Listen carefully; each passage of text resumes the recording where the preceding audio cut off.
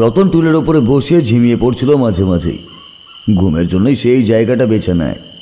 টুলের ওপরে বসলে একপাশে দেওয়ালের কাছে হেলান দেওয়া যায়, তাই কখন ঘুমিয়ে রয়েছে আর কখন জেগে রয়েছে সেটা চট করে বোঝা যায় না। তাছাড়া ঘরের ভেতরটা চারপাশে অন্ধকার, একটা অল্প পাওয়ারের আলো জ্বেলে থাকে এখানে সব সময়। তাতে ভালোভাবে কোনো কিছুই দেখা যায় না বটে, আবার সব কিছুই অদৃশ্যও হয়ে যায় না। যাই হোক, রতনের ঘুম কিন্তু বেশি পাতলাই। একটা হুট করে কোথাও শব্দ হলেও তার ঠিক ঘুম ভেঙেই যায়। এই কাঠ কারখানার আশেপাশে একটা ভাম বিড়ালও আছে। মাঝে মাঝে ইঁদুর কিংবা ছুঁচো ধরার জন্য কারখানার ভেতরে ঢুকে এলে তখন তার শব্দে রতনের ঘুমটা চটকে যায় একেবারেই। আজও ঠিক তেমনই একটা শব্দ হলো। প্রথমে রতনের কাঁচা ঘুমটা চটকে যেতেই সে মনে মনে বিরক্ত হয়ে ঘুমের দেবতা কিংবা জেগে থাকা দেবতা যেই হোক না কেন কাউকে একটা তুলোধনা করে তারপর চোখ খুলে একটা লম্বা হাই তুলে বলল, আরে সত্যি এরা শান্তিতে একটু ঘুমাতেও দেবে না। এই রাতের বেলায় তো কেউ একটু ঘুমানোর সময় পায় নাকি? সারাদিন এই কাজ আর কাজ, সারাদিনের পর এই একটু ঘুমাবো তাও শান্তি নেই। মনে মনে খেকিয়ে উঠে হাতে টর্চের আলোটা জ্বালল রতন। তারপর টর্চের আলোটা সামনের দিকে ফেলে দেখল কোথাও কিছুই নেই। এদিকটাও পুরো ফাঁকাই, শুধু পেছনের দিকের পাশাপাশি বেশ কয়েকটা করাত কল রয়েছে। তার পাশ দিয়ে পেছনে যাওয়ার রাস্তা, সেদিকেই গুদামের ভেতরে কাঠের বড় বড় গুঁড়িগুলো সাজিয়ে রাখা হয়। চেরাই করা কাঠ, এমনকি অর্ডারি কাঠও সেখানেই থাকে। রতন টর্চটা আবার নিভিয়ে দিয়ে শুয়ে পড়তেই যাবে, ঠিক এমন সময় তার চোখ চলে গেল 3 নাম্বার করাত কলটার কাছে। সেখানে কে যেন একটা দাঁড়িয়ে আছে বলেই রতনের মনে হচ্ছে। এই কোন সরে বাচ্চা রে? ঘুম ভেঙে যাওয়ায় মেজাজ খিঁচড়ে ছিল রতনের, তাই একটা অসভ্য খিস্তি দিতে গিয়েও নিজেকে সামলে নিয়ে বলে উঠল, কে রে ওখানে? হ্যাঁ, কার এত সাহস যে যে রাতের বেলা রতন থাকতে এখানে ঢুকেছিস? ছায়াটা কিন্তু তখনও করাত কলের একদম 3 নম্বরের শেষের কলটার কাছে দাঁড়িয়ে আছে। মুখে কোনো শব্দ নেই, অথচ রতন তাকে অস্পষ্টভাবে দেখতে পাচ্ছে সেই অল্প অল্প জ্বলতে থাকা আলোতে। এবার হাতে টর্চটা সেদিকে ফেলতেই লোকটাকে দেখা গেল, কিন্তু মুখটা দেখা গেল না। করাত কলের একপাশে উঠে থাকা বড় করাতের হাতলের জায়গাটায় তার মুখটা কেমন যেন আড়াল হয়ে আছে। রতন বেজায় চটে উঠল। সে তাড়াতাড়ি পরনের লুঙ্গিটাকে ভালো করে গিট দিয়ে নিয়ে চেয়ার টেবিলের পাশ থেকে লাঠিটাকে তুলে নিয়ে 2 পা এগিয়ে গিয়ে সে মনে মনে বলল, পেয়েছি পেয়েছি, এবারে পাগে পেয়েছি। তাই ভাবি মাঝে মাঝে আমার কেন জানি না মনে হয় যে আশেপাশে কেউ একটা রয়েছে, রাতের বেলা কেউ ঢুকছে। হ্যাঁ, কিন্তু কিছুতেই ধরতে পারছি না। আজকে তোকে হাতে নাতে ধরেছি বেটা। একটা লম্বা গাছের গুড়ি রাখা ছিল 3য় করাত কলটার কাছে। কাল সকালে এই গুড়িটা প্রথমে কাটা হবে। করাত কলের গঠনটা একটু অন্য ধরনের হয়, কিন্তু এই 3টে করাত কল আবার অন্যভাবে তৈরি হয়েছে। লম্বা গুড়িটাকে এক পাশ দিয়ে করাতের কাছে এগিয়ে দিলেই ব্যাটারিতে চলতে থাকা লম্বা করাতটা গোল করে ঘুরতে থাকে, আর ঘুরতে ঘুরতে কখনো লম্বা কখনো গোল আকারের যেমন প্রয়োজন হয় সেভাবে কাট কেটে ফেলে। হাতল দিয়ে করাতের ঘূর্ণনটাকে যেমন আটকানো যায় তেমনই মাঝে মাঝে বাড়িয়েও দেওয়া যায়। এমন করাত কল আশেপাশের বেশ কয়েকটা গ্রামের মধ্যে আর কোথাও আছে বলে অন্তত রতন জানে না। তাই এই কাঠের কারখানাটায় ভিড় কিন্তু বেশ ভালোই হয়। রতন 3য় করাত কলটার দিকে এগিয়ে গেল। গাছের গুড়িটা তার পায়ের কাছ থেকে আর একটু হলেই হুড়মুড় করে মাটিতে গিয়ে পড়ছিল। রতন সেটা সামলে নিয়ে কাঠের গুড়ির উপর গিয়ে পড়ল। ঠিক তখনই একটা অদ্ভুত ব্যাপার ঘটে গেল। 3 নাম্বার করাত কলটার কাছে দাঁড়িয়ে থাকা সেই ছায়ামূর্তিটা কেমন যেন অদ্ভুতভাবে হেসে উঠল, আর সাথে সাথেই রতন বুঝতে পারল লম্বা গাছের গুড়ির ওপর সে গিয়ে পড়ার সঙ্গে সঙ্গে করাত কলটাকে কে যেন চালিয়ে দিয়েছে। টানা ঘড়ঘড় শব্দের সঙ্গে গুড়িটা দুলতে দুলতে এগিয়ে যাচ্ছে সেই দিকেই। অবিশ্বাস্যভাবে গাছের গুড়িটা মাটির উপরে পড়েছিল, কিন্তু একা একা এটা উঠতে পারে না। এত বড় গুড়ি অন্তত 4 জন লোক তুলে ধরে, তারপরই সম্ভব করাত কলের কাছে নিয়ে যাওয়া পর্যন্ত। কে রে ওখানে? মেশিন চালিয়েছিস কেন? আমি বলছি থামা। আর আমাকে অন্ধকারে এমনভাবে নিয়ে গেলে তোদের দেখতে পাবো না ভেবেছিস? হ্যাঁ, থামা, এক্ষুনি থামা। মেশিন যে থামানো যাবে না, আজ তোর রক্তে মেশিনটাকে রাঙিয়ে দিয়ে যাব। সেই ভয়ঙ্কর গলাটা শুনে রতন মুহূর্তের জন্য কেমন যেন থমকে গেল। তারপর একবার এদিক ওদিক দেখে নিয়ে বলল, দেখ, আমার সঙ্গে মস্করা করবি না, আমার সঙ্গে মস্করা করবি না। আমি রতন ঘোষাল, আমার সঙ্গে এই মস্করা করার ফল কিন্তু ভালো হবে না। এতক্ষণ মস্করাই ভেবেছিল রতন, কিন্তু গাছের গুড়িটার ওপর থেকে নেমে আসতে গিয়ে তার টনক নড়ল। গাছের গুড়িটার সঙ্গে সে নিজেও যেন জড়িয়ে গেছে। তার পরনের লুঙ্গিটা গাছের গুড়ির শেষ প্রান্তটাকে এমনভাবে জড়িয়ে আছে যে সে উঠে আসতে আর পারছে না। রতন প্রাণপণে চেষ্টা করতে লাগলো উঠে আসার। গাছের গুড়িটা তখন দ্রুত এগিয়ে চলেছে সেই করাত কলের দিকেই। তার সঙ্গে সঙ্গে বিভৎস গলায় হাসিটাও বাড়ছে। রতন চিৎকার করে বলে উঠল, তাই নাকি রে, তাই নাকি রে সরে বাচ্চা? দাঁড়া, তারা আমি বেঁচে যাই একবারে, তারপর দেখ তোর কি হয়, দেখ। বাঁচতে পারলে তারপর তো আমায় দেখাবে। রতন এবার চিৎকারের বদলে হাউ মাউ করে কাঁদতে শুরু করলো। কারণ গাছের গুড়িটা তখন নড়তে নড়তে করাত কলের ঘুরন্ত করাতের একদম কাছে চলে গেছে। ঘরের ভেতরের লালচে আলোটায় মাথা ঘুরিয়ে নিজের মৃত্যুকে সামনে দেখে রতন কেমন যেন ভ্যাবাচাকা খেয়ে গেল। আর ঠিক তখনই দেখতে পেল করাত কলের হাতলের উপরে হাত রেখে দাঁড়িয়ে থাকা সেই ছায়াটাকে।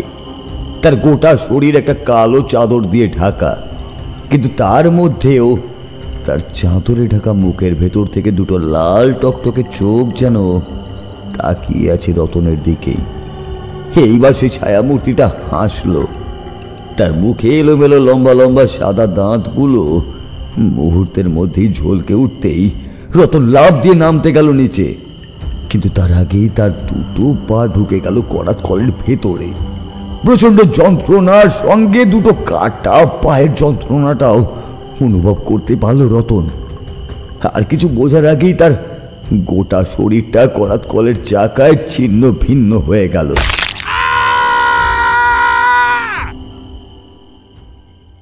এমন একটা ঘটনা ঘটেছিল, কিন্তু এমন বীভৎস ঘটনা এখানে ঘটেছে যখন, তাহলে এখানে নিশ্চয়ই কিছু ব্যাপার ছিল, তাই না? এখন আপনি যেরকমভাবে জায়গাটা দেখতে পাচ্ছেন, তখন কিন্তু জায়গাটা তেমন ছিল না। আজ থেকে 30 বছর আগের কথা। তখন ওই 1994 সাল। এই 30 বছরে করিমগঞ্জের উন্নতি হওয়ার বদলে যেন অবনতি হয়েছে। চারদিকে তাকিয়ে যা দেখতে পাবেন না, একসময় তার চেয়ে বেশি ছিল করিমগঞ্জ।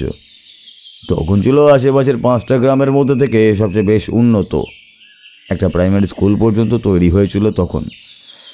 এখন সব কিছু যেন ভূতের বাড়ি হয়ে পড়ে আছে। নিশিকান্ত সামনের দিকে তাকিয়ে কাঠের কারখানাটাকে ভালো করে দেখছিল। বেশ বড় একটা চৌহদ্দি নিয়ে চারপাশে বাঁশের বেড়া দেওয়া হয়েছিল একসময়। এখন সেটা এখানে ওখানে ভেঙে পড়েছে। মাঝে মাঝে জায়গায় জায়গায় বড়সড় একটা ঘর, এতটা বড় যে তার মধ্যে মাঝারি আকারের 3-4টে ঘর খুব সহজেই ধরে যায়। বাইরের দুটো ঘর সুজন দেখিয়েছিল নিশিকান্তকে, কিন্তু ভেতরের যে ঘরে 3টে করাত কল রয়েছে সেই ঘরটা সে দেখায়নি। সেই ঘরের দোতলায় তালা দেওয়া, অনেক আগের জং পড়ে যাওয়া তালা। সেই ঘরের কথা বলতেই সুজন বলেছিল, আহা, চিন্তা করছেন কেন? ঠিক দেখাবো। আসলে সঠিক চাবিটা আনা হয়নি তো, তাই আর কি। আর যখন এই জায়গাটা আপনি কিনেই নেবেন, তখন সমস্ত কিছুই আপনারই হবে। আর তো কোনো সমস্যাই থাকবে না, তাই না? দেখো সুজন, তোমার কথায় শহর থেকে দূরে এমন একটা অজপাড়া গায়ে এই জায়গাটা কিনছি। এখানে নতুন করে একটা কাঠের কারখানা তৈরি করব বলেই। ওই করাত কলগুলো যদি ঠিক করে নেওয়া যায় তাহলে তো আমার অসুবিধা হবে না। তাছাড়া তুমি যা বলেছ তাতে মনে হয় আশেপাশের গ্রাম থেকে কাঠের যোগান ভালোই মিলবে। শহরের দিকের কাঠের যোগান মেলে, তবে তাতে খরচ হয় অনেক বেশি। প্রথমত পুলিশের সমস্যা, তারপর আরও অনেক সমস্যা রয়েছে। যাক, সেসব কথা তুমি বুঝবে না। শহরের দিকে সবচেয়ে বড় সমস্যা হলো গাছ কাটার, তাই তো?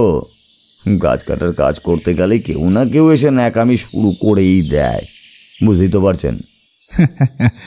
বেটারা কখনো একটা গাছ লাগিয়েছে কিনা ঠিক করে বলতে পারবে না, নিজেরা প্রয়োজনে অপ্রয়োজনে গাছ কাটতেই থাকবে। অথচ যেই কেউ 2 পয়সা লাভের জন্য কাঠের জোগান নেওয়ার চেষ্টা করবে, অমনি ওদের যত আন্দোলন ধর্ণা এই সমস্ত শুরু হয়ে যায়। পুলিশ সরকার সবাই টাকা নিচ্ছে আমাদের কাছ থেকে, আবার মাঝে মাঝে ওদের সঙ্গে ন্যাকামি জুড়ে দিচ্ছে। শালা এই সমস্ত লোকেদের জন্যই ব্যবসাটাও ভালো করে করতে পারবো না। সুজন একবার হাত কচলায়। সুজনের চেহারা একটু বেটে, গায়ের রং কালো, মুখের মাঝে একটা লম্বা নাক, মোটা ঠোঁট, বড় বড় চোখ। পৃথিবীতে পুরুষের সঙ্গে সৌন্দর্য শব্দটা খুব ভালোভাবে মিল খায় না। যদি মিল খেত তাহলে তার বিপরীত ধর্মী কোনো শব্দ এই সুজনের জন্য তৈরি করতে হতো। সুজন ভালো করে হাত কচলে নিয়ে বলল, চিন্তা করবেন না, এই আশেপাশের 5টা গ্রামে বেশ কয়েকটা জঙ্গলও আছে, আর সেখানে কাঠও আছে। আপনাকে আমি সমস্ত ব্যবস্থাই করে দেবো, শুধু আপনি আমাদের দিকটা একটু দেখবেন, তাহলেই হবে। বেশি টাকা ফেললে কি না হয়। আপনারা তো শহরে মানুষ, আপনারা তো সবই জানেন, কিন্তু কোথায় ঠিক কীরকমভাবে টাকা ফেলতে হয় সেটা আপনারা সকলেই একটু কম বোঝেন আর কি। অন্য সময় হলেই নিশিকান্ত এই কথার প্রতিবাদ করত, কিন্তু সুজনকে দিয়ে যে কাজ হাসিল হবে সে কথাটা নিশিকান্ত জানে। তাই প্রতিবাদ না করে কারখানার চারপাশটা ঘুরেই দেখতে লাগলো সে। একটা ঘর পরেও দেখা যাবে। ঘুরতে ঘুরতেই এই কারখানা নিয়ে অদ্ভুত সেই গল্পটা সুজন শোনালেন নিশিকান্তকে। শুধু তাই নয়, আরও অনেক ব্যাপার কারখানায় ঘটেছে, তবে সে আজ থেকে 30 বছর আগের কথা। এখন ওসব কথা আর আশেপাশের কেউই মনে রাখেনি। ও নিয়ে আপনি কিছু ভাববেন না। কোনো সমস্যা হবে না তো? এতদিন ধরে জায়গাটা বন্ধ হয়ে পড়ে আছে, এখন এখানে কারখানা নতুন করে খুললে তারপরে লোকজন নিয়ে কাজ করতে পারবো তো? সমস্ত ব্যবস্থা আমিই করে রেখেছি, শুধু একবার কাজ শুরু করলেই হলো। প্রথম ওই দিন 10 মতন সময় লাগবে সমস্ত কিছু পরিষ্কার করতে, তারপর লোকজন এনে ও সব কিছু আমার ভাবনা আছে, সেসব আপনাকে ভাবতে হবে না। সুজনের যে সব কিছু ভাবা আছে সে কথা নিশিকান্ত জানত। না হলে মাত্র 1 মাসের মধ্যে এমন একটা জায়গায় এমন একটা পুরনো কারখানা জলের দরে সে কিনতে পারত না। করিমগঞ্জের কারখানার কথাটা সে নিজেও শোনেনি। করিমগঞ্জের কারখানাটা গ্রামের একদম শেষের দিকে। করিমগঞ্জ গ্রাম হলেও বড্ড ছোট, হাতে গুনলে 20 থেকে 25টা ঘর মতো বসতি এখানে রয়েছে। তাছাড়া বড় রাস্তা এখান থেকে অনেক দূর। এখানে জলের ব্যবস্থা ভালো নয়, ইলেকট্রিসিটি ব্যবস্থা থাকলেও গ্রামের লোকেরা ইলেকট্রিসিটি সেভাবে কাজে লাগায় না। 5 বছর আগে বন্যায় কয়েকটা গ্রাম ভেসে গিয়েছিল, তখনই এই গ্রামের সমস্ত কিছু তছনছ হয়ে যায়। অনেকেই গ্রাম ছেড়ে চলেও গিয়েছিল। বাকি যারা টিকে আছে তারা কোনো রকমে পড়ে রয়েছে এখানে। এমন একটা গ্রামে কারখানা খোলা হবে, কিভাবে চালাবে সেটাই নিশিকান্ত বুঝতে পারছিল না। তবে সুজন সমস্ত ব্যবস্থা করে দিয়েছিল। করিমগঞ্জ থেকে মাত্র 2 গ্রাম দূরে ননিতলা গ্রাম, সেই গ্রামের ব্যবসায়ী আলাদা। ননিতলা গ্রামে সুজনের চেনাশোনা রয়েছে, সেই ভরসাতেই নিশিকান্ত এখানে এসেছে। কারখানা দেখে নিয়ে বিকেলের দিকে সুজনের বাড়িতে গিয়ে পৌঁছালো তারা। সুজনের বাড়িতেই তার থাকার ব্যবস্থা হয়েছে। সেখানে কয়েকটা দিন থাকতে হবে, অন্তত এই দিকে সমস্ত কিছু ঠিকঠাক না করে যাওয়া যাবে না। রাতের বেলা খাওয়া দাওয়া শেষ করে একটা ঘরে দেশি মদের বোতল নিয়ে বসেছে নিশিকান্ত আর সুজন। কথায় কথায় নিশিকান্ত বলল, আচ্ছা, ওই কারখানায় ওই একবারই কিছু হয়েছিল, মানে তারপরে আর কিছু হয়নি? তুমি তো বলেছিলে আরও অনেক কিছু নাকি হয়েছে। হয়েছে তো কি হয়েছে, তার সব খবর আমার কাছে আছে, কোনো কিছুই আমি ভুলিনি। ওই কারখানায় মোট 4 জন মরেছিল। একজনের কথা তো বললাম, পাহারাদার রতন, তারও অনেক আগে একজন মরেছিল। সেটা একটা দুর্ঘটনা ছিল। কাজ করতে করতে একজন করাত কলের মধ্যে পড়ে যায় আর কি, তার মাথাটা একেবারেই ঘাড় থেকে আলাদা হয়ে গেছিল। রতনের মারা যাওয়ার পরেই কিন্তু অনেকদিন সব কিছুই চুপচাপই ছিল। তারপরেই একদিন হঠাৎ করেই আরও একটা মৃতদেহ পাওয়া যায়। সেই রাতেই কারখানায় দুজন ছিল, তার মধ্যে একজনের কিছু না হলেও অন্যজন মরেছিল আর কি। সেই কথাই তবে আপনাকে শোনাই, শুনবেন তো? হ্যারিকেনের আলোটা আরেকটু বাড়িয়ে দিয়ে সুজন বলতে শুরু করলো। রতন মারা যাওয়ার পর কারখানার বিষয় নিয়ে তেমন কেউই কিছু আর ভাবেনি, কারণ রতন রাতের বেলায় মাঝে মধ্যেই নেশাভান করত। নেশা করে হয়তো কখন নিজেই করাত কল চালিয়ে দিয়েছিল, তারপর নিজেই তাতে পড়েছে, এমন কথা ভেবে সবাই ব্যাপারটাকে আস্তে আস্তে উড়িয়ে দিল। কিন্তু এই কারখানার তখন যে মালিক ছিল প্রতাপ মজুমদার, সে কিন্তু ব্যাপারটাকে এত সহজে উড়িয়ে দিতে পারল না। একদিন কারখানায় কাজ করা 5 থেকে 6 জন যারা ছিল তাদের সবাইকে নিশিকান্ত এক জায়গায় ডেকে পাঠালো। তারপর বলল, কারখানায় কিছু একটা সমস্যা হচ্ছে। প্রথমে একজন মরল, তারপরে আবার রতন মরল। আমার মনে হচ্ছে কারখানায় কারো খারাপ নজর পড়েছে। তোমরা কি বলো? কারখানায় কর্মীদের মধ্যে ছিল 5 থেকে 6 জনই। আসলে 3টে করাত কলেরই কাজ হতো আর কি, তাই 6 জন লোককে নিয়েই কাজ করেন প্রতাপবাবু। তাদের মধ্যে একজন ছিল দূর গ্রামের, সে রাতের বেলা কারখানায় থাকতো না। কারখানার একদম শেষের দিকেই একটা ছোটো মতো ঘর ছিল তার, এখন আর সেটা নেই সেখানে। সে এগিয়ে এসেই বলল, আমি একটা কথা বলবো বাবু। সেই দিন রাতে আমি বাইরে বেরিয়েছিলাম পেচ্ছাপ করতে। মনে হলো কারা যেন রাতে ওই কারখানার ভেতরে করাত কল চালাচ্ছে। হ্যাঁ, 3টে করাত কল একটা একটা করে চলতে শুরু করলো, আমি স্পষ্ট শুনলাম। আমার একটু সন্দেহ হলো, তাহলে কি কোনোভাবে কল চালু রেখেই আমরা চলে এসেছি? তাই ভেবে তাড়াতাড়ি ওই কারখানার দিকে এগিয়ে গিয়েছিলাম। করাত কল যে ঘরে আছে তার পেছন দিকে জানলাটা দিয়ে ভেতরে দেখা যায়। জানলার কাছে গিয়ে যখন দেখলাম জানলাটা পুরো খোলা আর পাল্লাগুলো ভেতর থেকে বন্ধ থাকার কথা, কিন্তু পাল্লা দুটো যেন একেবারে এই খুলে রেখেছে ভেতর থেকে কেউ একটা। আমি ঘরের ভেতরে তাকালাম জানলা দিয়ে, অন্ধকারে কিছুই বোঝা গেল না। ঘরে যে ব্যাটারিতে লাল আলোটা জ্বলে সেটাও বন্ধ। অনেকক্ষণ চুপ করে দাঁড়িয়ে দেখতে লাগলাম যে করাত কলটা চলছে, কিন্তু এটা বুঝতে পারলাম না যে চালাচ্ছে এটা কে। তারপরেই যেন মনে হলো কেউ জানলার কাছে এসে দাঁড়িয়েছে। একটা পচা গন্ধ আমার নাকে লাগলো। জানলার কাছে যে এসে দাঁড়িয়েছিল সে অদ্ভুতভাবে হাসতে হাসতে আমায় বলল,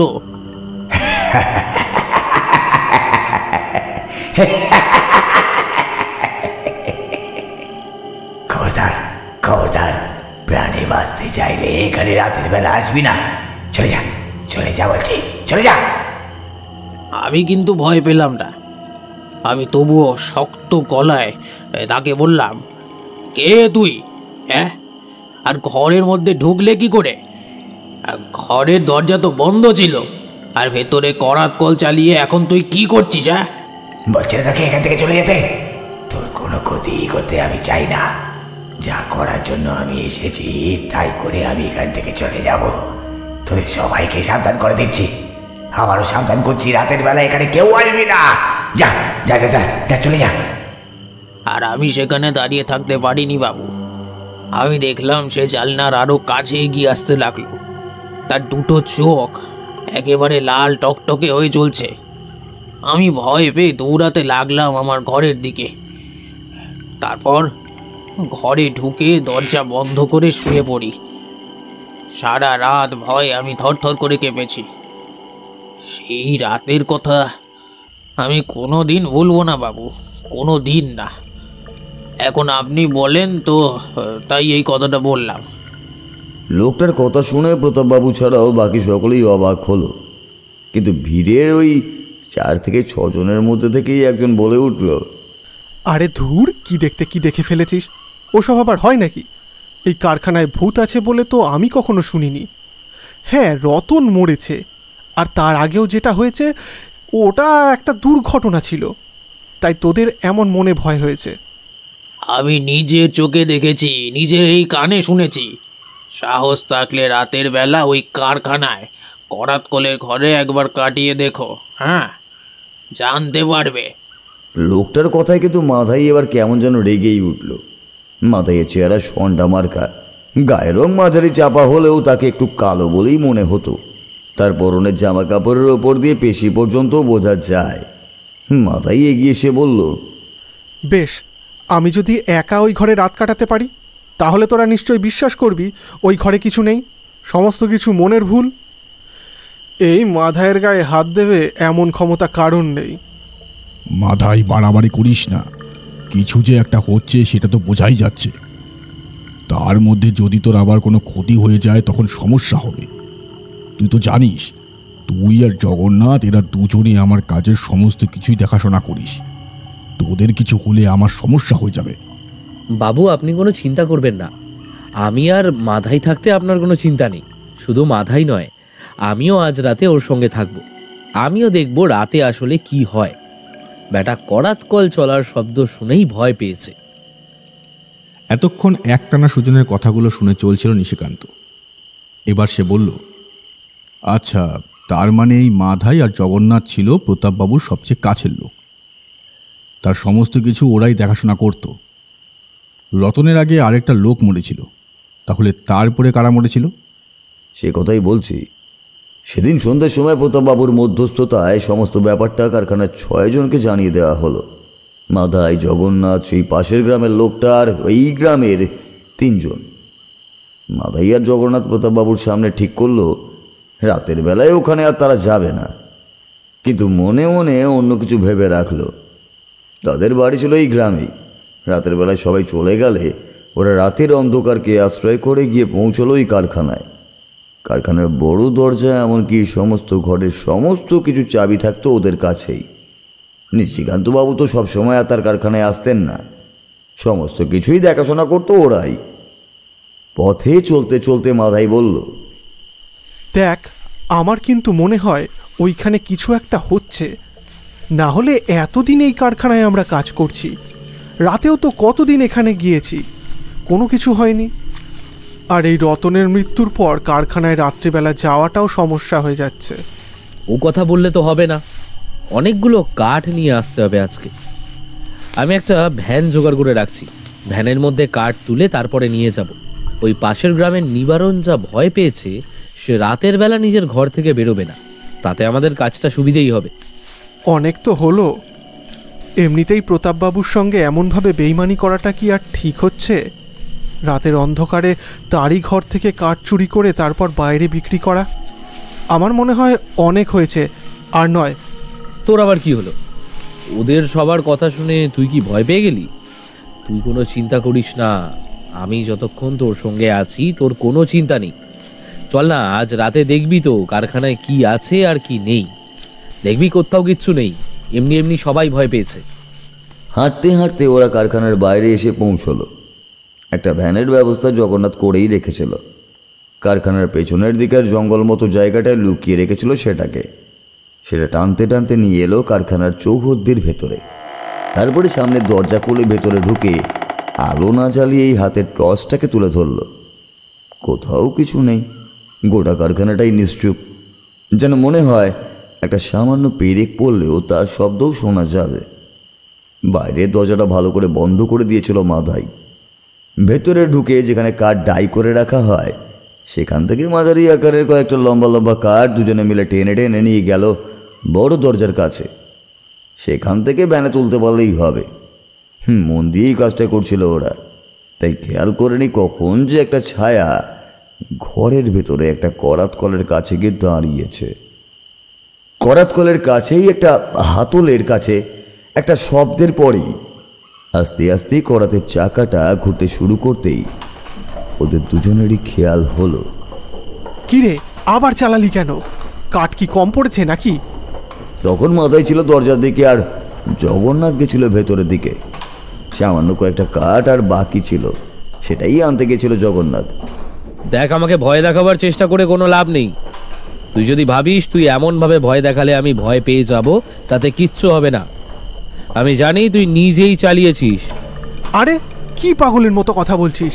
আমি চালাবো কেন? আর তুই আমার গলা শুনতে পাচ্ছিস না? আমি বড় দরজার কাছে রয়েছি, তুই কোথায়? হঠাৎ করে মাথায়ের হাতের টর্চটা কেমন যেন ধকধক করে কেঁপেই বন্ধ হয়ে যায়। ঠিক তখনই জগন্নাথের কাঠের ঘরের পাশে জ্বালিয়ে রাখা টর্চটাও নিভে যায়। গোটা ঘরের মধ্যে কেমন যেন অন্ধকার নেমে আসে। ঠিক তখনই একটা অদ্ভুত হাসির শব্দ শুনতে পায় জগন্নাথ আর মাধাই।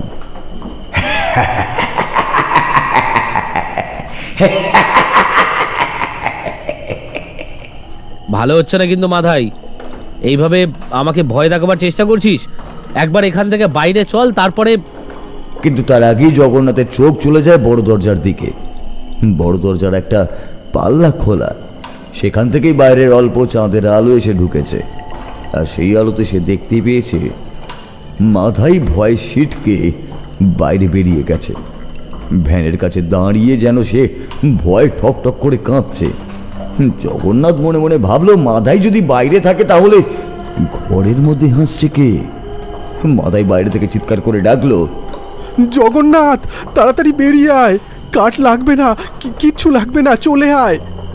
জগন্নাথ বিপদ বুঝতে পেরেছিল, তাই সঙ্গে করে আনা দুটো কাঠ মাটিতে ছুঁড়ে ফেলে সে ছুটতে গেল সামনের দিকে, কিন্তু পারল না। সে যেন একটা পায়ে ধাক্কা লেগে ছিটকে গিয়ে পড়লো মাটির উপরে। তাড়াতাড়ি উঠে আসতে যাবে এমন সময় বুঝতে পারলো তার সামনে কে যেন এসে একটা দাঁড়িয়েছে। যে এসে দাঁড়িয়েছে তার হাতে একটা হ্যারিকেন। হ্যারিকেনের আলোটা আস্তে আস্তে নিজের মুখের কাছে তুলে ধরতেই জগন্নাথ অবাক হয়ে দেখলো যে ওটা অন্য কেউ নয়, রতন। তার মুখের কাছে আড়াআড়ি ভাবে কতগুলো কাটা কাটা দাগ, সেই দাগগুলো থেকে রক্ত বেরিয়ে আসছে। সেই বিভৎস মুখে রতন বলল, বড় ভুল করে ফেললি রে জগন্নাথ, এখানে আসাটা তো উচিত হয়নি। তোরা এই রাতে এখান থেকে আর বেরোতে পারবি না। জগন্নাথ মাটির উপর উঠে পড়েছিল। জগন্নাথ রতনকে নিজের হাতে এখান থেকে তুলে নিয়ে গিয়েছিল। রতনের গোটা শরীরটা ছিন্ন বিচ্ছিন্ন হয়ে পড়েছিল করাত কলের চাকায়। এমনভাবে যে একটা মানুষের শরীর ছিন্ন বিচ্ছিন্ন হয়ে যেতে পারে সে কথা অনেকেই বিশ্বাস করতে পারেনি। তাদের মধ্যে জগন্নাথও ছিল, কিন্তু এখন রতনকে দেখে সে বেশ ভয় পেয়ে গেল। রতন, রতন, আমায় ছেড়ে দে। আমি তো তোর কোনো ক্ষতি করিনি, বল। আমাকে কেন তোরা এভাবে ভয় দেখাচ্ছিস? কেউ মানে? কথাটা শুনে নিশিকান্ত অবাক হয়ে বলল, এক মিনিট, এই রতনের ভূত বা যেই হোক, সে তো ভয় দেখাচ্ছিল জগন্নাথকে। তাহলে জগন্নাথ কেন বলল তোরা? সে তো শুধু রতনকে বলবে, তাই না? সুজন হাসল।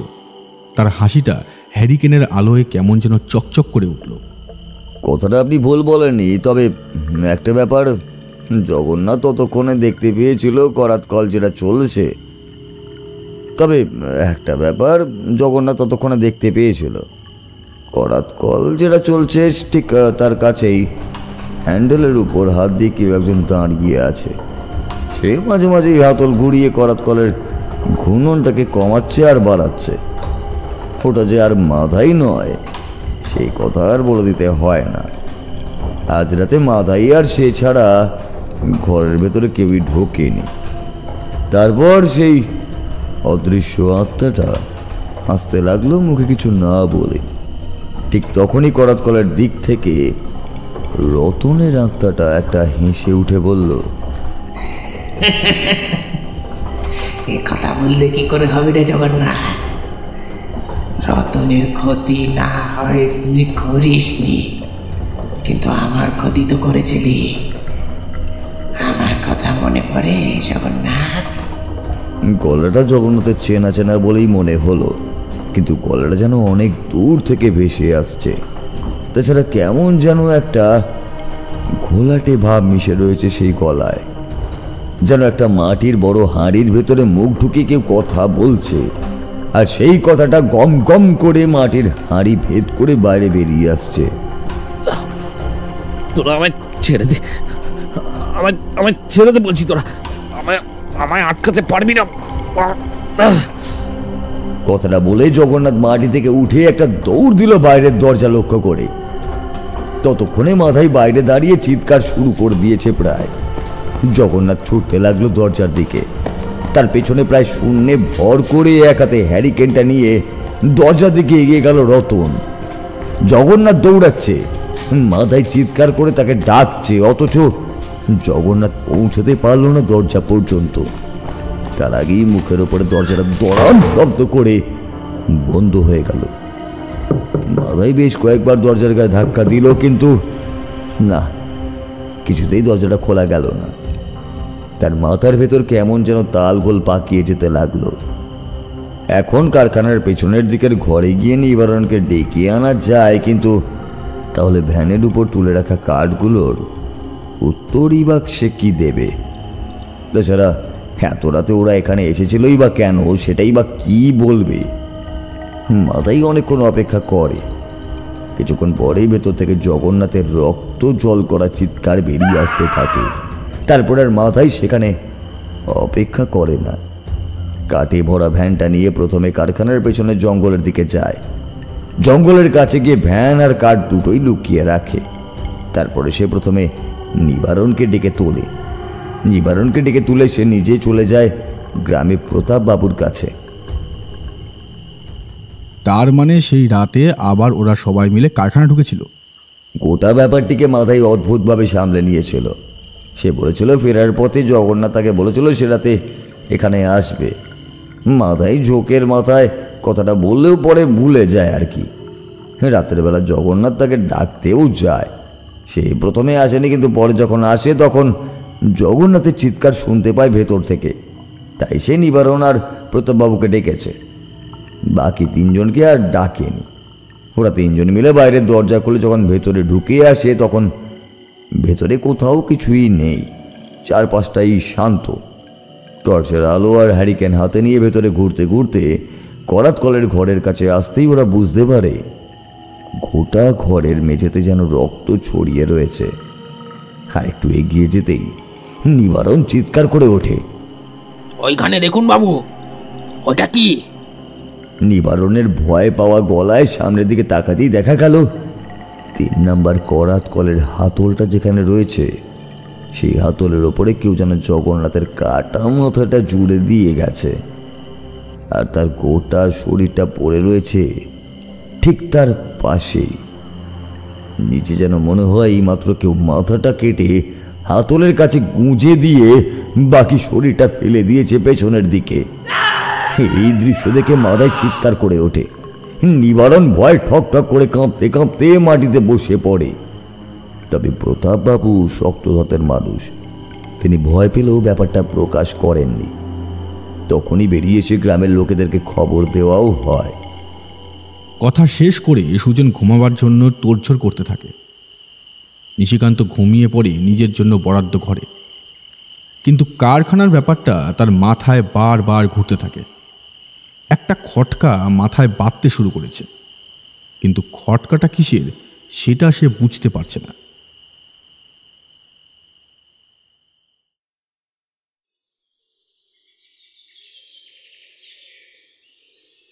পরদিন সকালে ঘুম থেকে উঠে গ্রামের চারপাশটা ঘুরে দেখে নিশিকান্ত সুজনের সাথে সেই কারখানাটাতে আরেকবার যায়, কিন্তু সুজনের কাছে থাকা চাবি দিয়ে কিছুতেই ওই করাত কলের ঘরের তালাটা খুলতে পারে না।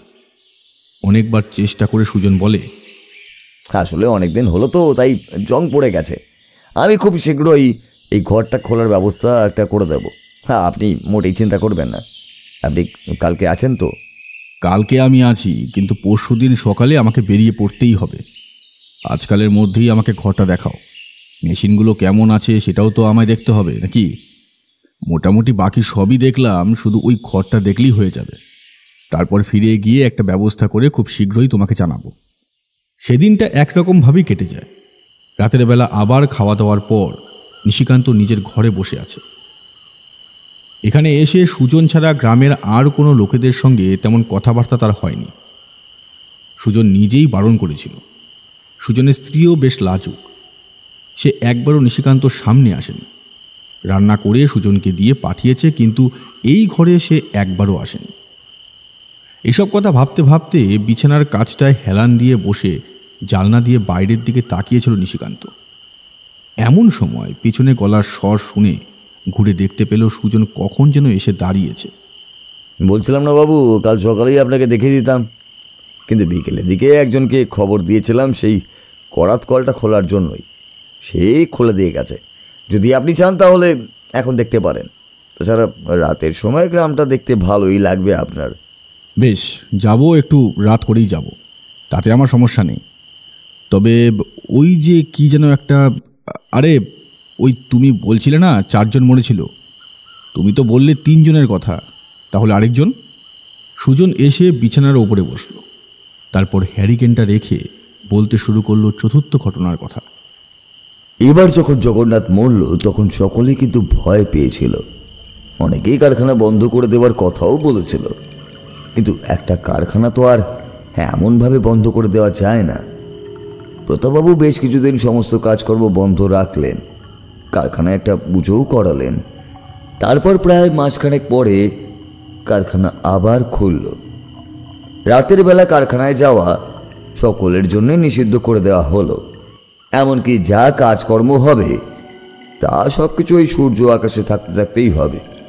সূর্য আকাশ থেকে ডুবে গেলেই কারখানা বন্ধ করে যে যার বাড়িতে ফিরে যেত। এমনকি নিবারণও আর সেইখানে থাকতো না, তার থাকার জন্য ব্যবস্থা করে দিয়েছিল প্রতাপবাবুই।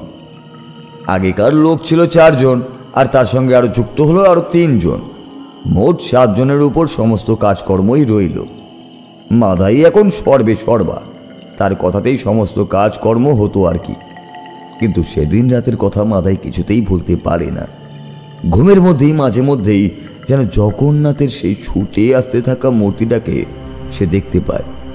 জগন্নাথ চিৎকার করে বলে, কেন বাঁচালি না আমায়?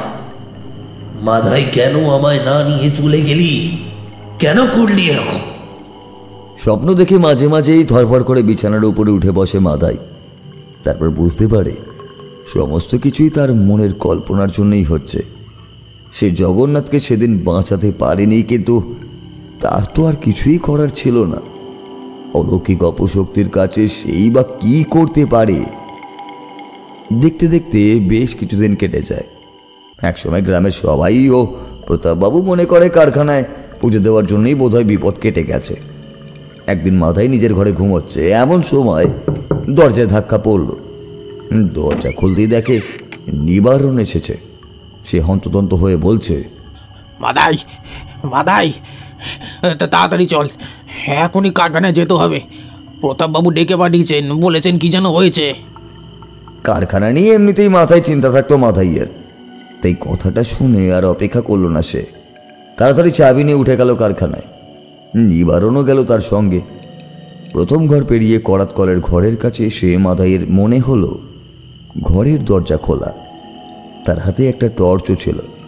টর্চের আলো ঘরের ভেতরে ফেলতেই প্রথমে সে কিছুই দেখতে পেল না। পাশে নিবারণ তার সঙ্গে সঙ্গে এগিয়েই আসছে। আরও খানিকটা এগিয়ে গেল মাথায়। তারপর দরজার কাছে গিয়ে দাঁড়াতেই একটা করাত কল আস্তে আস্তে চলতে শুরু করে দিল। ভয়ে আতঙ্কে মাথায়ের মুখ থেকে একটা চিৎকার বেরিয়ে এলো। পাশে থাকা নিবারণকে বলল, নিবারণ, এখানে থাকাটা ঠিক হবে না, চল আমরা বেরিয়ে পড়ি। কিন্তু নিবারণের কোনো উত্তর নেই।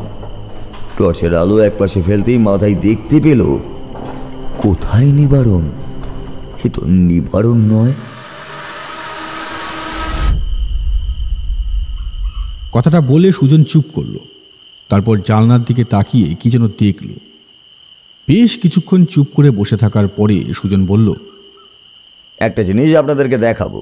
যদি আমার সঙ্গে এখন কারখানায় ওই করাত কলের ঘরে যান তাহলে আমি আপনাদেরকে দেখাতেই পারবো। অবাক হয়ে গেল করাত কলের ঘরের কথাটা শুনে। এখন এত রাতে সুজন তাকে কি দেখাবে? কিন্তু নিশিকান্ত ভীত নয়। সুজনের কথায় সে রাজি হয়ে গেল। দুজনে মিলে রাতের অন্ধকারে হাঁটতে হাঁটতে গিয়ে পৌঁছালো সেই কারখানায়। সুজনের হাতে একটা টর্চ। পথ দেখিয়ে প্রথমে বাইরের ঘর, তারপর তালা বন্ধ করা করাত কলের ঘরের কাছে নিয়ে এসে দাঁড়ালো নিশিকান্তকে। ঘরের দরজার তালাটা ভাঙা, যেন কেউ ভেঙে দিয়ে গেছে। ঘরের ভেতর গেলে একটা জিনিস আপনি দেখতে পাবেন, তবে আমি যেমনভাবে বলবো সমস্ত কিছুই কিন্তু তেমনভাবেই আপনাদেরকে করতে হবে। মনে থাকবে তো? নিশিকান্ত কোনো কথা বলছে না, তার গোটা শরীরে একটা অদ্ভুত অজানা উত্তেজনা কেমন যেন রোমাঞ্চিত হচ্ছিল। সুজনের সঙ্গে এসে ভেতরে ঢুকল সে। ভেতরটা অন্ধকার। একপাশে সুজন নিশিকান্তকে চুপ করে বসতে বলল। অন্ধকারের মধ্যে বসে আছে তো বসেই আছে, কোথাও কিছুই নেই। এমন সময় ঘরের ভেতরে করাতকলের শব্দ শুরু হলো। প্রথমে ঘটাং করে, তারপরে লোহার খসখসে একটা শব্দ, তারপরে চাকা যেভাবে ঘুরতে থাকে ঠিক তেমন ভাবে। নিশিকান্ত আস্তে আস্তে বলল, সুজন, সুজন তুমি কোথায়? সুজনের কোনো উত্তর নেই। নিশিকান্তর এবার কিন্তু ভয় হলো। সুজনের কোনো বদমতলব নেই তো? এই করাতকলের ঘরে এনে যদি সে কিছু করে? তার গলায় সোনার চেইন রয়েছে, হাতে সোনার আংটি, কিন্তু মনের সমস্ত চিন্তাটাকে মুহূর্তের মধ্যে উড়িয়ে দিল নিশিকান্ত। উঠে সরে আসতে যাবে সেখান থেকে, এমন সময় মনে হলো ঘরের ভেতরে একটা টর্চের আলো জ্বলছে। সেই আলোটাই হয়তো অন্য পাশ থেকে সুজন চালাচ্ছে। কথাটা মনে হতেই নিশিকান্ত উঠতে যাবে, এমন সময় দেখতে পেল টর্চের আলোটা ঘরের এক প্রান্ত থেকে এগিয়ে যাচ্ছে ঠিক 3 নাম্বার যে করাতকলটা চলছে সেই দিকেই। একটা অজানা কারণে নিশিকান্ত সুজনকে ডাকতে পারল না। সে স্থির পাথরের মতো হয়ে সামনের দিকে তাকিয়ে যেতেই তার পেছনে দুটো ছায়ামূর্তি কখন যেন চলে এলো। নিশিকান্ত তাদের সাবধান করতে যাবে, তার আগেই সেই দুটো ছায়ামূর্তি সুজনকে পেছন থেকে ধরে ফেলল। একজন তার মুখ চেপে ধরল, আর অন্যজন তার দুটো হাত পেছনের দিকে করে সঙ্গে সঙ্গে বেঁধে ফেলল। নিশিকান্ত চিৎকার করতে যাবে কিন্তু পারল না। তার গলার ভেতরে সমস্ত শক্তি যেন উধাও হয়ে গেছে। চেষ্টা করেও সে সেখান থেকে উঠে দাঁড়াতে পারছে না। সুজনের বিপদ দেখে তাকে বাঁচাতে পারছে না। নিশিকান্ত অনেক চেষ্টা করতে লাগলো, কিন্তু কিছুতেই কিছু হলো না। ততক্ষণে সেই দুজন ছায়ামূর্তি যেন নিজেদের মধ্যে কথা বলতে শুরু করে দিয়েছে।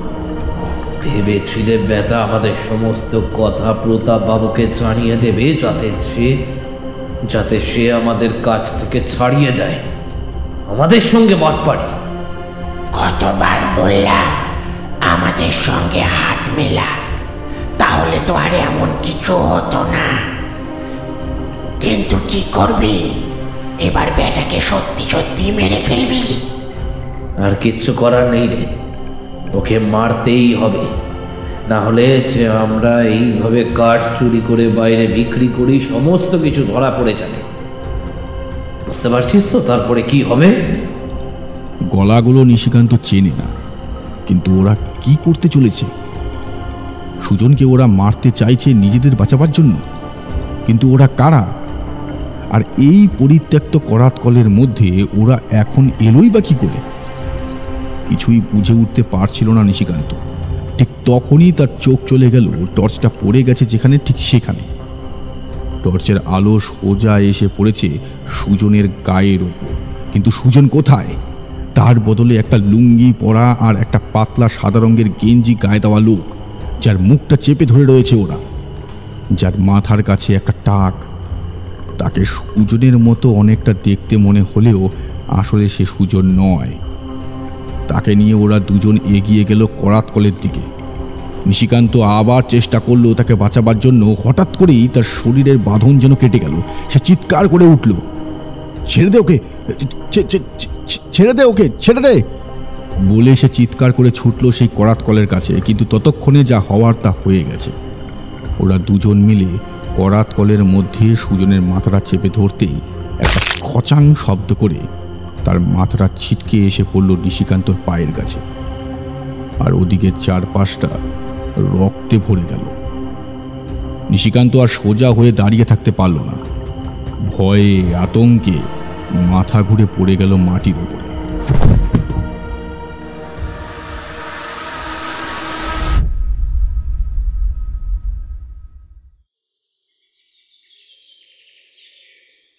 যখন জ্ঞান ফিরল, দেখল কে যেন তার মাথার কাছে এসে বসে আছে।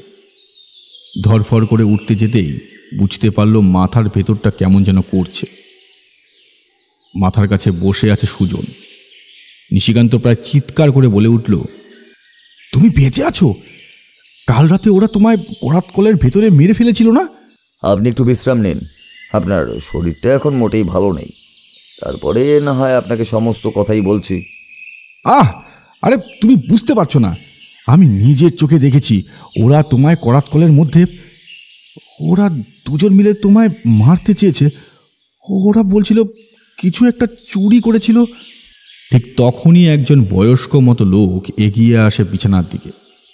ততক্ষণে নিশিকান্ত উঠে বসেছে। বয়স্ক লোকটা এগিয়ে এসে নিশিকান্তর বিছানার পাশে বসে বলল, আপনি ওই কারখানাটায় এসেছিলেন তাই না? কিন্তু আপনি একা একা রাতের বেলায় কারখানার মধ্যে গিয়ে ঢুকলেন কি করে? আর করাত কোলের ঘরের তালাটাই বা ভাঙল কে? আমি একা একা কোথায়, আমার সঙ্গে সুজন ছিল, আর সুজনই তো একজন লোক লাগিয়ে করাত কলটা ভেঙেছিল। দেখুন, আপনার আসার কথা ছিল আমি জানি, সুজন সে কথা আমায় বলেছিল, কিন্তু আপনি কখন এলেন আর আপনি ছিলেনই বা কোথায়? ওই ঘরের মধ্যেই বা আপনি গেলেন কি করে? কিছুই তো বুঝতে পারছি না। লোকটার কথা শুনে নিশিকান্ত এবার প্রায় রেগে উঠে বলল, আরে সুজন, তুমি কেন কথা বলছো না? তুমি কেন বলছো না? কথাটা বলতে বলতে হঠাৎ করে চুপ করে গেল নিশিকান্ত। সুজনের দিকে তাকিয়ে একটা খটকা তার আবার লেগেছে। সুজনের গালের ডান দিকে একটা কাটা দাগ ছিল, কিন্তু এখন সেই দাগটা নেই। সুজন নিশিকান্তকে একভাবে তাকিয়ে থাকতে দেখে বলল, বুঝতে পেরেছি আপনি আমাকে নয়, আমার বাবাকে দেখেছেন। আমার বাবার নাম ছিল বিজন। একটা কথা বলুন তো, আপনাকে তো আমি বলেছিলাম বাস স্ট্যান্ডে এসে আমার কথা বলতে, তাহলেই ওরা বলে দিত যে আমি প্রতাপবাবুর সঙ্গে পাশের গ্রামে গেছি। সেই গ্রামেই তো আমি আপনার জন্য অপেক্ষা করছিলাম। বাস স্ট্যান্ড থেকে নেমে তোমার কথা জিজ্ঞাসা করতে যাব কাউকে, তখনই দেখি তুমি চলে এলে। তুমি তো আমায় সেখান থেকে ওখানে নিয়ে এলে। আচ্ছা, আপনি কাল রাতে ঠিক ওই কারখানায় ঢুকে কি দেখেছিলেন? নিশিকান্ত শুধু কালকের নয়, এখানে আসার পর থেকে সমস্ত কথা বলতে লাগলো। আর বলতে বলতেই একটা কথা মনে পড়ে গেল তার। এই কদিনে এমন এমন সময় ওরা গ্রামের পথ ধরে হেঁটে গেছে, তখন গ্রামের আর কাউকে দেখা যায়নি। সুজন ছাড়া তার বউকেও নিশিকান্ত দেখতে পায়নি কখনো। সমস্ত কথা শুনে প্রতাপ আর সুজন অবাক হয়ে গেল। প্রতাপ বলল, বুঝতে পেরেছি, ওই কারখানাটা উনি কিনবেন শুনে বিজন আবার ফিরে এসেছিল, তার সমস্ত কথা ওনাকে খুলে বলেছিল। আপনি ঠিকই দেখেছেন, আমি হলাম সেই প্রতাপ হালদার। ওই কারখানা আমার। মাধাই আর জগন্নাথ মিলে আমার কাঠ চুরি করতো, সে কথা আমারও মাঝে মাঝে মনে হতো, কিন্তু ধরতে পারতাম না বলে কিছু বলতাম না। বিজন তাকে ধরতে পেরেছিল, কিন্তু আমায় বলার পরেও আমি প্রমাণের জন্য অপেক্ষা করেছিলাম। তার মাঝেই একদিন বিজনকে ওরা খুন করে। আমি বুঝতে পারলেও কিছু করার ছিল না, তাই পাহারায় রেখেছিলাম রতনকে। তারপর রতনও মারা যায়। তারপর প্রথমে জগন্নাথ এবং তারপরে মাধাই মরেছে। মাধাই আমাকে বিজনের কথা বলেছিল, কিন্তু আমি সে কথা শুনিনি। এখন বুঝতে পারছি সমস্ত কথাই সঠিক, কিন্তু আপনি এটা বুঝতে পারলেন না যে একটা মৃত মানুষের সঙ্গে এতগুলো দিন আপনি কাটিয়ে ফেললেন। সমস্ত কথা মনে পড়তেই নিশিকান্তর গোটা শরীর কেমন যেন শিরশির করে উঠল। সত্যিই তো, একটা মৃত মানুষের সঙ্গে এতদিন সে কাটিয়ে ফেলল। একবার পথে চলতে চলতে নিশিকান্ত সুজনের গায়ে হাত দিয়েছিল, তখন তার গোটা শরীরটা কেমন ঠান্ডা বলে লেগেছিল। তখন কিছু মনে হয়নি, তবে এখন ব্যাপারটা যেন মনে পড়ল নিশিকান্তর। অবাক হয়ে তাকিয়ে রইল আসল সুজনের মুখের দিকে। তার আর সেই পুরনো সুজন অর্থাৎ বিজনের মুখের মধ্যে কোনো পার্থক্য নেই। সে মনে মনে স্থির করল, করিমগঞ্জ মাথায় থাক, করিমগঞ্জের এই কারখানাও মাথায় থাক, আর কখনো সে এইখানে পা পর্যন্ত রাখবে না। করিমগঞ্জের কাঠের কারখানার ওই করাতকল যে কোন রাতে আবার নতুন করে চলতে শুরু করবে, সে কথা কেউ জানে না।